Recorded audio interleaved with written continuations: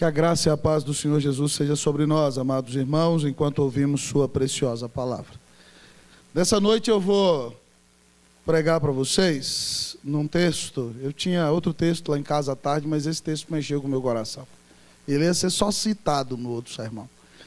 E eu vou pregar para vocês um tipo de sermão que eu creio que só pode ser pregado nas parábolas de Jesus, né? Vocês sabem que eu gosto de pregar sermões expositivos, de uma escola de interpretação gramático-histórica literária, certo? Que é de acordo com o texto, no seu contexto, o que o texto está dizendo. Eu não vou pregar diferente hoje, mas como as parábolas não são narrativas históricas, mas são histórias criadas pelo Senhor, eu creio que somente nelas você pode pregar sermões narrativos imaginativos, como professor de homilética eu chamaria assim, que são sermões que se mantêm fiéis ao propósito do texto, mas como o texto não fala de algo literário, onde Jesus tira algo da história e da imaginação, nós podemos caminhar nessa imaginação, desde que não fujamos do propósito e da ideia central do texto bíblico. E como Jesus diz que um bom escriba é aquele que tira do seu tesouro, coisas novas e coisas velhas, eu vou pregar para você num texto que eu preguei na última vez, eu tinha 28 anos de idade. Eu já estou na metade da casa dos 30. Oh, como o tempo passa rápido. Abra comigo sua Bíblia lá em Lucas, capítulo de número 10. Lucas, capítulo de número 10. 7 anos. Uau! Foram como uma semana. Lucas, capítulo 10. Lucas 10. Nós vamos ler do 25 ao 37. Lucas 10, de 25 a 37. Você pode se colocar de pé, por favor?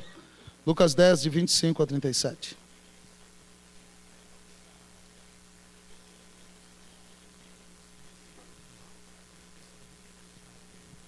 Lucas 10, de 25 a 37. Esteja atento, irmão. Desligue seu celular. Francão, se tiver que entrar para chamar alguém, tenta entrar pelos lados, tá? Não pelo meio, por favor. Lucas 10, de 25 a 37. Evite caminhar, desligue o celular, ouça a voz de Deus falar com você. Eu vou ler as escrituras, você presta atenção. Diz assim o texto. E eis que certo homem, intérprete da lei, se levantou com o intuito de pôr Jesus à prova e disse-lhe: Mestre, que farei para herdar a vida eterna? Então Jesus lhe perguntou: que está escrito na lei? Como interpretas? A isto ele respondeu: amarás o Senhor teu Deus de todo o teu coração, de toda a tua alma, de todas as tuas forças e de todo o teu entendimento, e amarás o teu próximo como a ti mesmo. Então Jesus lhe disse: respondeste corretamente, faze isto e viverás. Ele, porém, querendo justificar-se, perguntou a Jesus: quem é o meu próximo? Jesus prosseguiu dizendo: certo homem descia de Jerusalém para Jericó e veio a cair em mãos de salteadores, os quais, depois de tudo lhe roubarem e lhe causarem muitos ferimentos, retiraram-se, deixando-o semi-morto. Casualmente descia um sacerdote por aquele mesmo caminho e, vendo-o, passou de largo. Semelhantemente, um levita descia por aquele lugar e, vendo-o, também passou de largo. Certo samaritano que seguia o seu caminho, passou-lhe perto e, vendo-o, compadeceu-se dele. E chegando-se, pensou-lhe os ferimentos, aplicando-lhes óleo e vinho, e colocando-o sobre o seu próprio animal, levou para uma hospedaria e tratou dele. No dia seguinte, tirou 2 denários e o entregou ao hospedeiro, dizendo: cuida deste homem, e se alguma coisa gastares a mais, eu te indenizarei quando voltar. Qual desses 3 parece ter sido o próximo do homem que caiu na mão dos salteadores? Respondeu-lhe o intérprete da lei. Vamos ler comigo, 37? Vamos lá, todo mundo? Respondeu-lhe o intérprete da lei: o que usou de misericórdia para com ele? Então lhe disse: vai e procede tu. Vai e procede tu. de igual modo. Oremos ao Senhor. Muita atenção, celular desligado, evitar caminhar e ouvir a palavra do Senhor com muita atenção nessa noite. Vamos orar.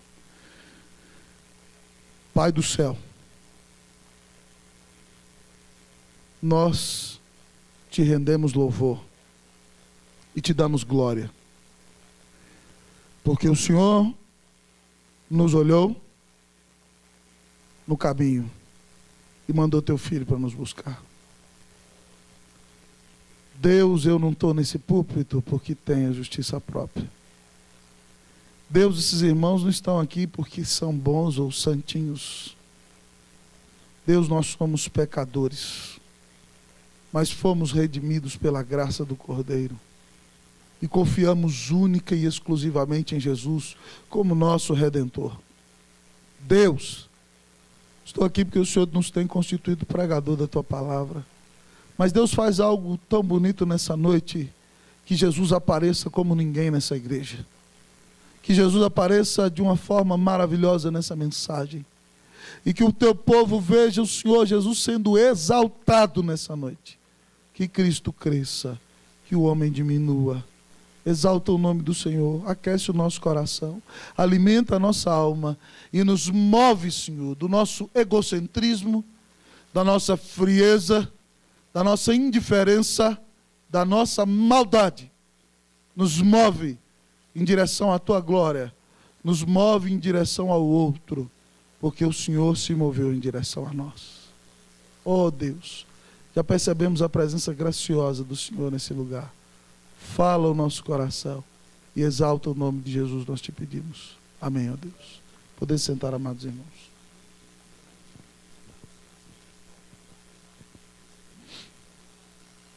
Disse Jesus: eu sou o caminho, a verdade e a vida. Ninguém vem ao Pai senão por mim. Jesus é o único caminho que leva para o céu. E nós que somos o seu povo, por causa disso, somos chamados o povo do caminho.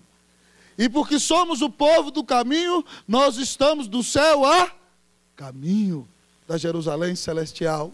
Então, se o caminho é tão singular em nossa vida, se o caminho é só Jesus, se nós somos o povo do caminho, e se Deus tem um longo e precioso caminho para nós, até nos encontrarmos com Ele em sua glória, eu quero convidar-lhes nesta noite para que possamos visitar o caminho de Jerusalém a Jericó, uma descida de 30 quilômetros, um sentido de descida espiritual e existencial. Nós vamos descer no caminho de Jerusalém a Jericó, para aprender como nós devemos nos relacionar em Cristo Jesus. Nesse texto que ora lemos, queridos irmãos e irmãs, o intérprete da lei, querendo desmascarar o Senhor Jesus, se aproxima dele e diz: mestre, como eu vou herdar a vida eterna?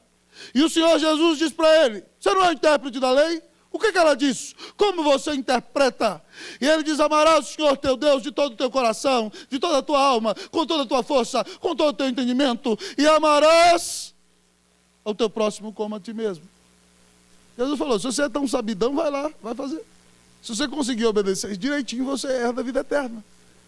E aí aquele homem é acusado na sua consciência, querido irmão, querida irmã, porque ninguém consegue obedecer. Fique esperto, ouve a mensagem. Se tiver alguém dormindo do seu lado, acorda. Porque ninguém consegue obedecer a lei perfeitamente. Então ele é acusado na sua consciência e pergunta para Jesus: mas, tudo bem, quem é esse tal de meu próximo? E Jesus, então, irmão, faz o mesmo convite a ele que eu fiz a você. Ele diz: vamos descer comigo existencialmente do caminho de Jerusalém a Jericó, e eu vou te mostrar quem é o próximo. Mas para isso é necessário que você abra bem as janelas da sua mente, escancare os portões do seu coração e esteja atento com toda a sua percepção, porque nessa noite o Senhor nos mostra aqui os retratos do caminho, e eu espero que ao olhar para esses retratos você se enxergue em algum deles e se enxergue no melhor deles, para a glória e honra de Cristo Jesus. Todos nós somos pessoas no caminho, estamos do caminho que é Jesus, e quem não tem Jesus está no caminho deste mundo e desta vida. E nessa vida nós vamos encontrar distintos tipos de pessoa. Na vida é como uma galeria de arte, há distintos retratos. E nós veremos nesta noite os retratos do caminho. E o seu vai estar aqui, preste atenção. Talvez você se surpreenda, encontrando-se logo numa das fotografias que você não imaginava que era a sua. O texto da palavra do Senhor nos apresenta nos retratos do caminho, o primeiro retrato. E o primeiro retrato do caminho é que no caminho existem ladrões. No caminho existem ladrões. Jesus diz assim: certo homem descia de Jerusalém para Jericó e veio a cair em mão de salteadores, os quais, depois de tudo lhe roubarem e lhe causarem muitos ferimentos, retiraram-se, deixando-o semi-morto. No caminho há ladrões. Ladrões roubam, ladrões ferem, ladrões retiram o que nós tiramos e nos deixam semi-mortos. Amados irmãos, Jesus está dizendo àquele homem que, de fato, no caminho as pessoas vão se encontrar com problemas. E nós podemos chamar os problemas de ladrões. Mas não só os problemas, o maior ladrão que existe na sua vida é a sua natureza pecaminosa. É o seu velho homem que está aí tentando usurpar e roubar o novo homem em Cristo Jesus que habita no seu coração. Mas o ladrão também, amados irmãos, é o inimigo das nossas almas. É aquele que quer nos destruir, é aquele que quer nos afastar de Deus, é aquele que quer dizer para o Senhor e para o mundo que nós não pertencemos a Cristo Jesus. Mas talvez o ladrão pode ser alguém que te fez mal, alguém em quem você confiou, alguém para quem você abriu seu coração, sua alma e sua vida, e de repente aquela pessoa te enganou, te traiu, zombou de você, cuspiu na tua face e te envergonhou em praça pública. No caminho, querido irmão, nós nos encontramos com ladrões. Que fazem os ladrões? Eles nos roubam, eles nos salteiam, eles nos expoliam, diz o texto, e eles nos causam ferimentos e muitas vezes nos deixam como se nós estivéssemos mortos. Jesus diz em João 10:10, o ladrão vem somente para roubar, matar e destruir. Ladrão é quem faz isso conosco, é quem mata, quem rouba, quem destrói. Você, querido, tem sido um ladrão? Você tem sido um enganador? Você é pessoa que seduz a outros no pecado? Você rouba a alegria, a inocência, a simplicidade, a pureza de muitos? Ou você tem sido roubado pelo ladrão das suas almas? Satanás armou para você e você caiu? Ou você foi enganado pelo próprio ladrão que há dentro de você, que é o velho homem, o pecado? Oh, querido, todos nós vamos enfrentar angústias e dificuldades na vida. E se você foi assolado por um ladrão ou por outro, por favor, não se deixe deprimir. Porque Jesus disse, eu vim para que tenham vida e a tenham em abundância. Deus, na sua soberania, permite que nós passemos por angústias, por provações e até por tropeços, para que nos desamparemos de nós mesmos e dos homens e coloquemos a nossa única confiança em seu Filho, Jesus Cristo. Aqui está a foto, é a foto de um ladrão.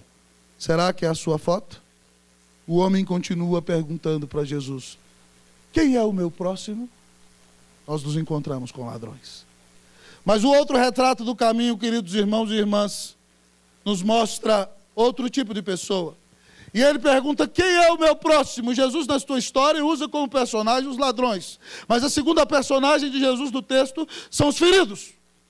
O outro retrato do caminho que Jesus nos apresenta são os feridos. Olha aí para o versículo ainda, versículo 30. Leia comigo, vamos lá? Todos. Jesus prosseguiu dizendo, vamos lá? Certo homem...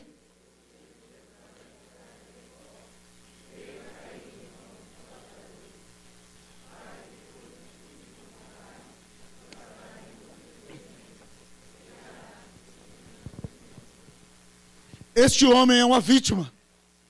Ele foi surpreendido por ladrões. Eles roubam o que ele tem, diz o texto para nós. Eles causam ferimento e lhe deixam semi-morto. E todos nós, algum dia ou outro na nossa vida, talvez fomos vítimas de alguém. Do seu engano, da sua traição, da sua mentira, da sua falta de amor. Mas o grande problema, queridos, é que, ainda que todo ser humano no caminho tenha sido ferido de um jeito ou de outro.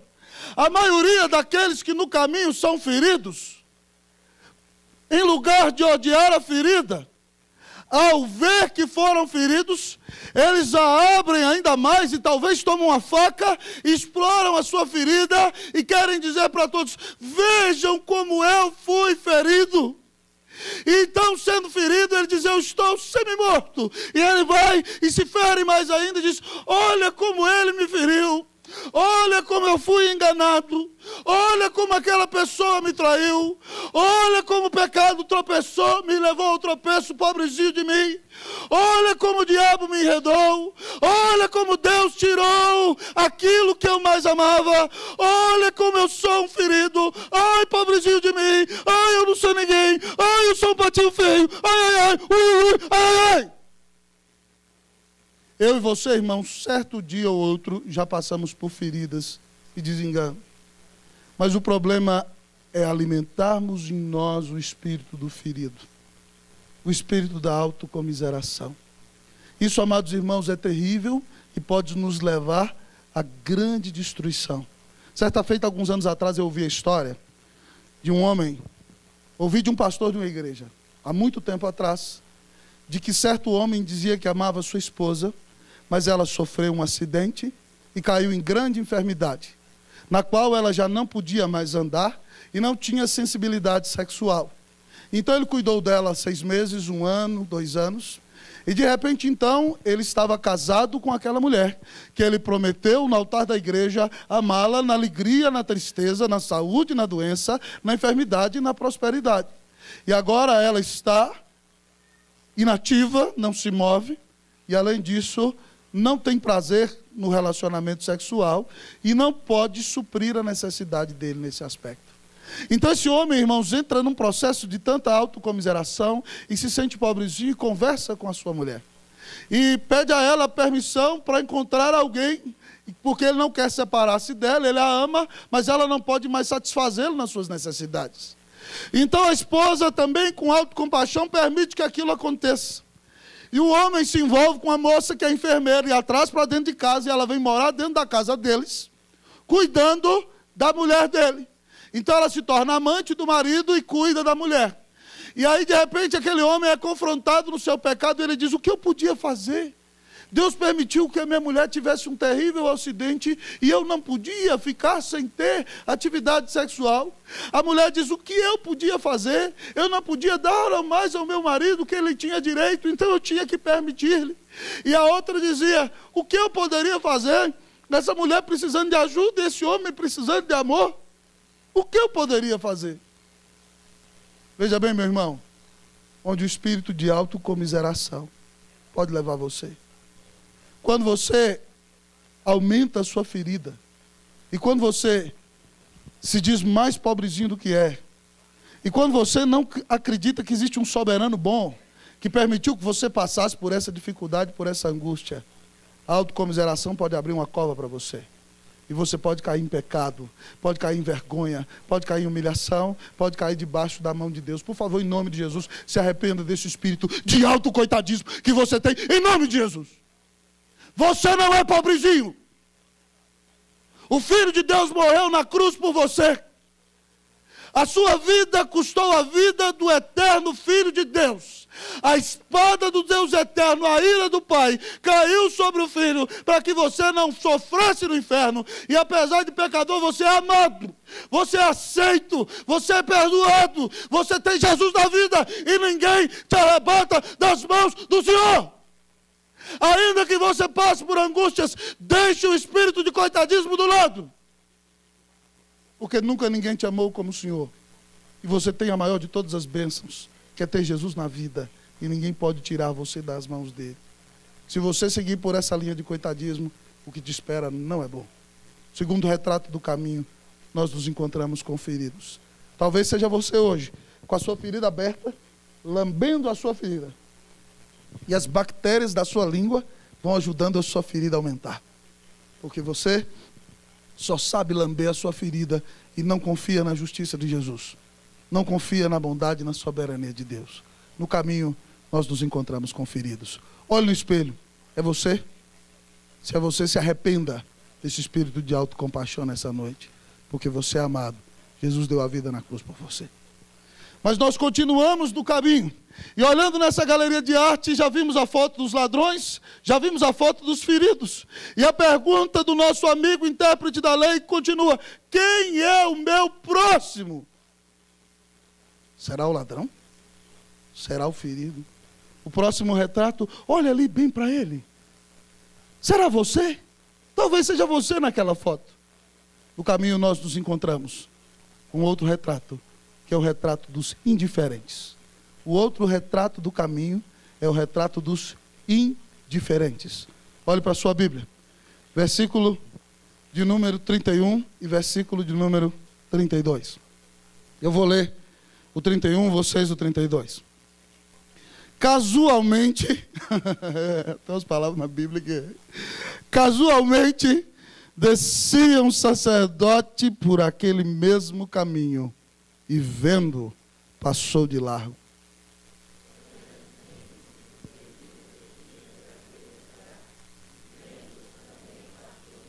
Jesus é um tremendo orador.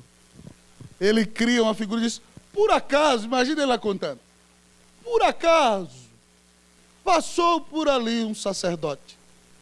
Sacerdote, querido, é a pessoa mais preciosa de Israel. Sacerdote é aquele que entra no Santo dos Santos uma vez na vida para oferecer sacrifício. O sumo sacerdote tem que entrar, mas sempre uma vez por ano entra um.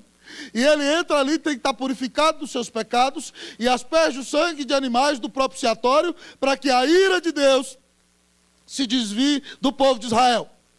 Então ele é um homem que é um representante do povo diante de Deus. Na hora do sacrifício, ele tem que ser como um tipo de Cristo. Mas depois que sai dali, ele é um representante de Deus no meio do povo. Sacerdote é o que Israel tem de mais precioso. São os homens que dominam a nação. São preciosos, são amados. Eles têm que ser pessoas exemplares, fiéis na palavra e na vida. E a Bíblia diz que o sacerdote, querido, vê aquele enfermo, aquele homem semi-morto, e o que ele faz? Vai ajudar? Não. Passa de largo. Sabe o que significa passar de largo aqui no grego? Ele viu o doente aqui, ele falou assim, ele foi lá e deu a volta pelo outro lado. Mas talvez você me diga, não, pastor, é domingo, o senhor era sábado judaico, o senhor tem que ter compaixão. O homem tem que fazer o serviço dele no templo. Deixa outro socorrer aquele miserável ali no caminho. Ele tem que fazer o trabalho dele, porque se ele não fizer o trabalho dele, ninguém faz. Mas, querido, não tem desculpa, sabe por quê? Porque o texto diz que ele está descendo de Jerusalém. Ele já fez o serviço. Ele acabou de sair do culto, meu irmão. E quando ele saiu do culto, ele viu aquele homem doente ali e não foi capaz de transformar o seu culto em vida. Ele é um indiferente, vestido com as roupas de sacerdote, paramentado com o poder da religião, com uma função que todo mundo desejaria ter. Ele é um homem duro, endurecido, frio, não tem amor no coração, vê o ferido e é indiferente. Talvez seja capaz até de jogar uma pedra. Morre miserável, você merece estar aí mesmo. Você deveria se perguntar por que Deus te colocou nessa situação. Mas, para não ser só o sacerdote, os sacerdotes eram os presbíteros de Israel na antiguidade, diácono também entra na história, irmão. E quem é o diácono da antiguidade? É o levita. O levita é responsável pelo louvor no templo. Mas o levita, querido irmão, querida irmã, também, além de ser responsável pelo louvor no templo e pelo louvor no culto, ele é responsável pela ordem na casa de Deus.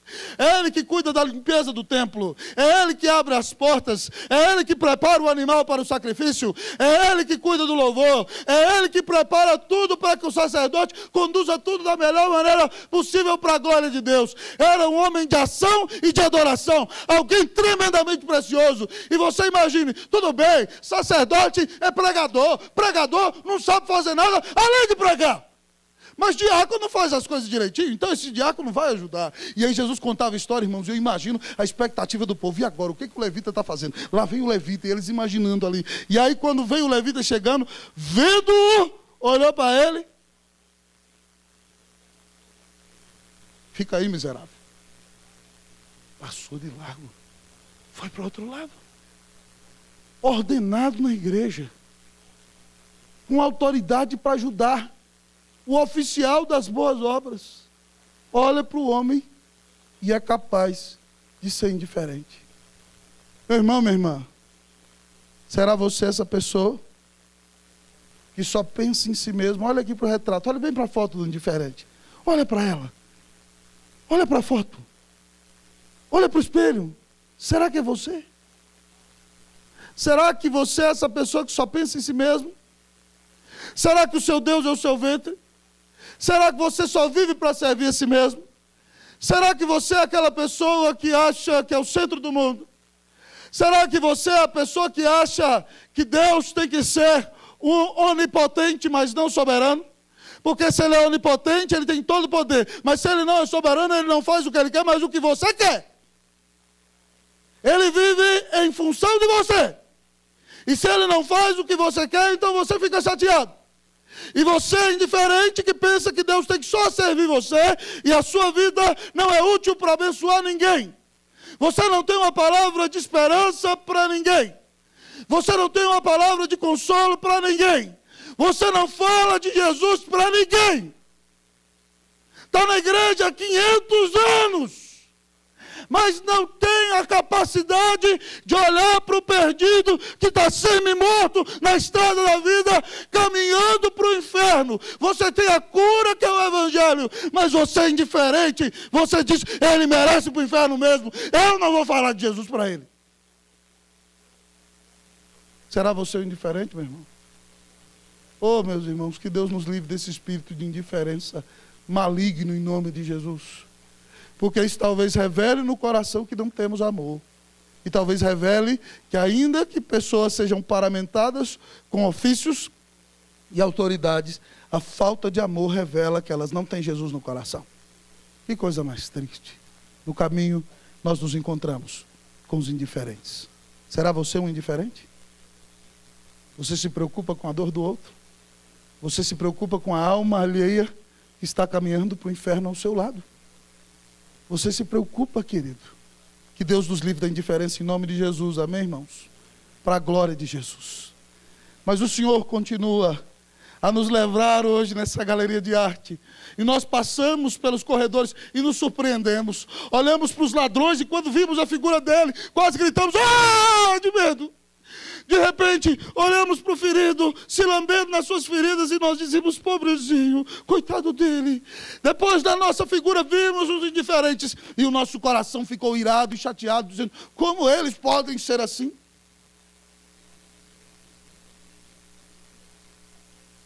Mas o intérprete da lei continua a perguntar, quem é o meu próximo?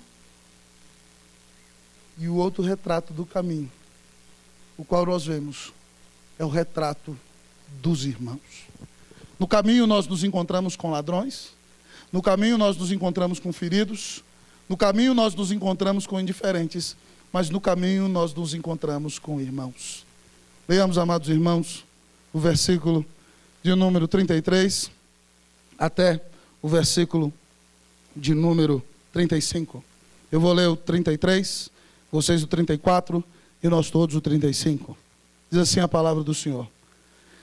Certo samaritano que seguia o seu caminho, passou-lhe perto e vendo, compadeceu-se dele. Você.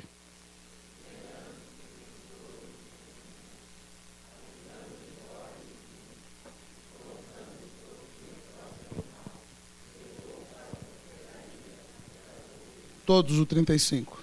No dia seguinte, tirou 2 denários e o entregou ao hospedeiro, dizendo, cuida deste homem, e se alguma coisa gastares a mais, eu te indenizarei quando voltar. Queridos, no caminho nós nos encontramos com irmãos. Só vou dar um parêntese aqui para você entender que essa figura aqui foi como um murro na boca do estômago do intérprete. Ele cheio de justiça própria, no sentido figurado. Puf! Doeu. Sabe por quê? Porque os judeus odeiam samaritanos. Samaritanos, quando o reino do norte é levado cativo por Tiglat-Pileser, rei da Síria, Ele pega pessoas de vários lugares do mundo, tira os verdadeiros israelitas dali e coloca naquele lugar e mistura os israelitas com gente de vários lugares do mundo, e eles adoram vários deuses, e para que não haja adoração em Jerusalém, eles criaram um Pentateuco samaritano, e Jeroboão, alguns anos antes, já tinha tirado o povo de adorar em Jerusalém. Então, para eles, samaritano é hipócrita, é falso crente, é ímpio, é mais sujo do que prostituta, do que qualquer tipo de vagabundo que existe. Samaritano não vale nada. Samaritano é um falso.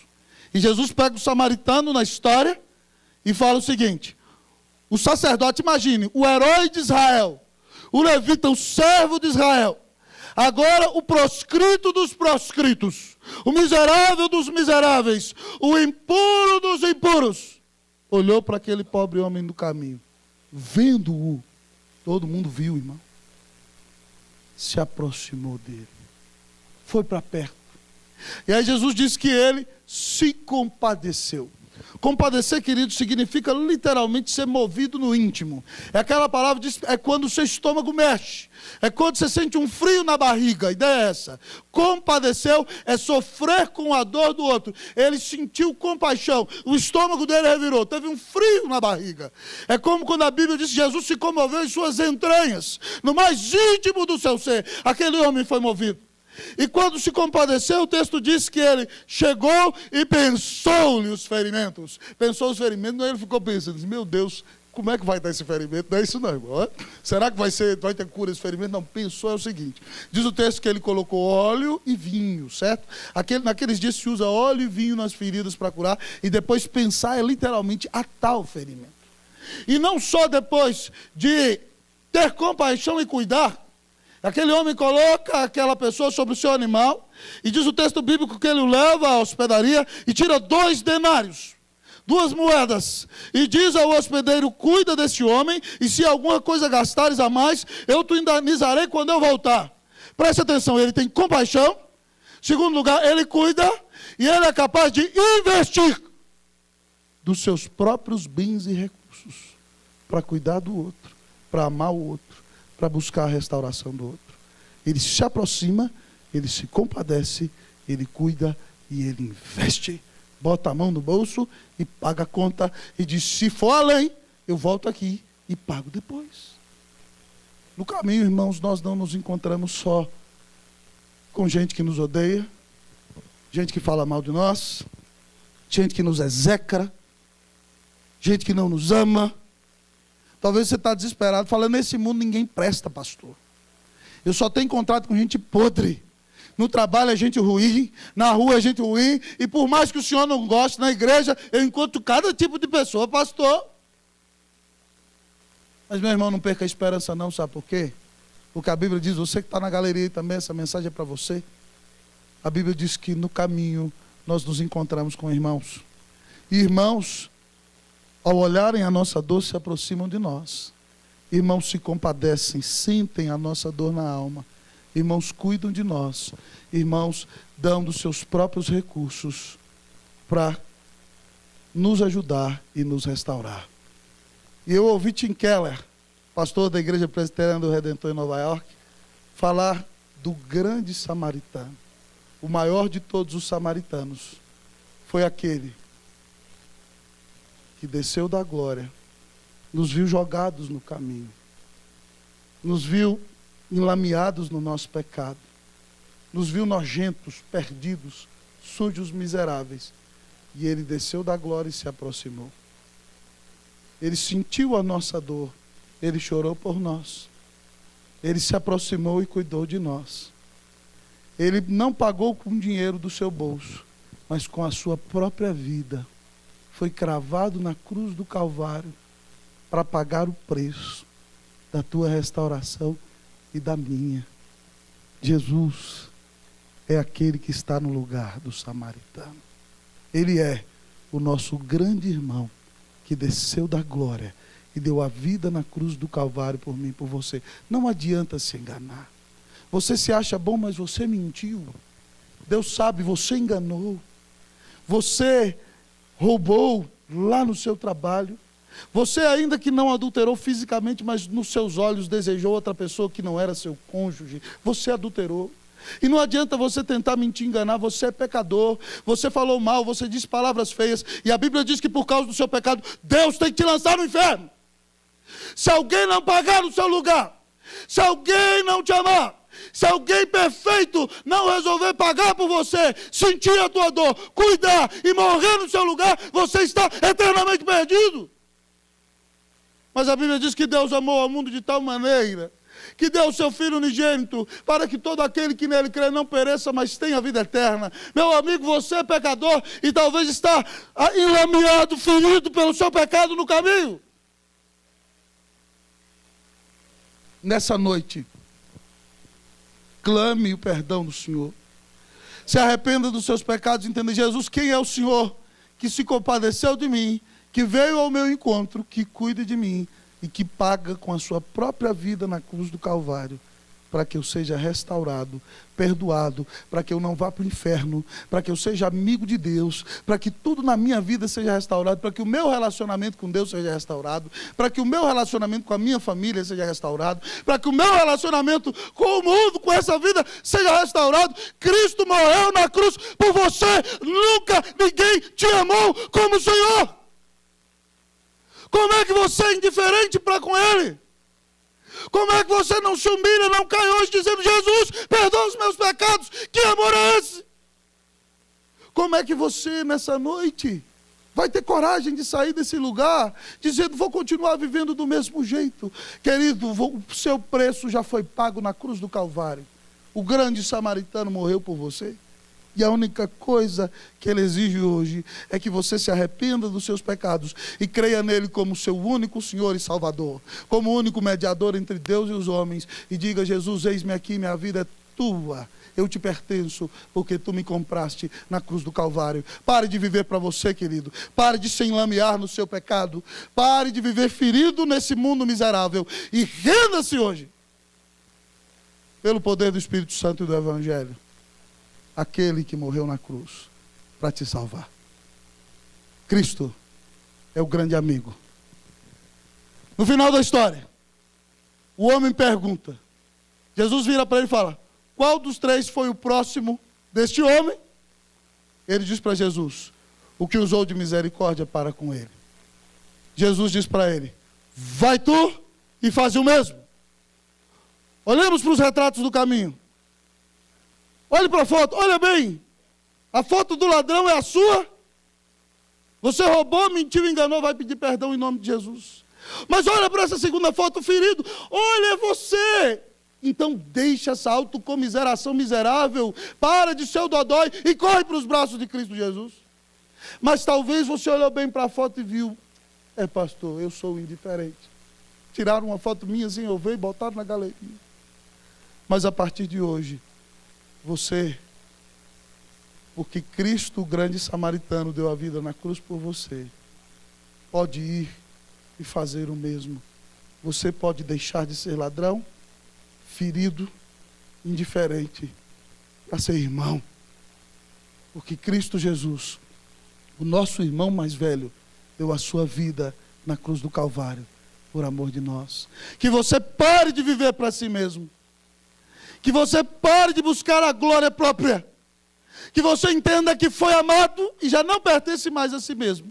E que você se mova de si mesmo em direção ao próximo, para ser irmão, que abençoa, que cuida, que ora, que fala do Evangelho, que investe os seus recursos para tirar alguém da rua, que paga para consolar alguém que precisa de ajuda, que cuida, que ora, que tem compaixão, que faz a diferença. Ô meu irmão, você não é o centro do mundo. Louve a Deus. Porque Cristo, o grande irmão, deu a vida na cruz do Calvário, por amor de mim e de você. Que Deus nos mova a misericórdia e a compaixão.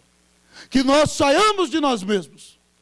Que nós saiamos das quatro paredes. Que nós saiamos do claustro pessoal. Que nós amemos tanto ao pecador, que como irmãos mais velhos, levemos a eles o irmão mais velho, que deu a vida na cruz para salvá-los. Que você seja um irmão que prega o Evangelho, porque é só por Cristo Jesus que o pecador vai ser resgatado. Que você seja um irmão que ama o próximo, e que com a sua palavra e com a sua vida, você leve Cristo Jesus ao pecador. Porque não existe amor maior do que o amor do nosso grande irmão, que pagou com sua vida na cruz para nos salvar. Vamos orar nessa noite? Que Deus nos mova.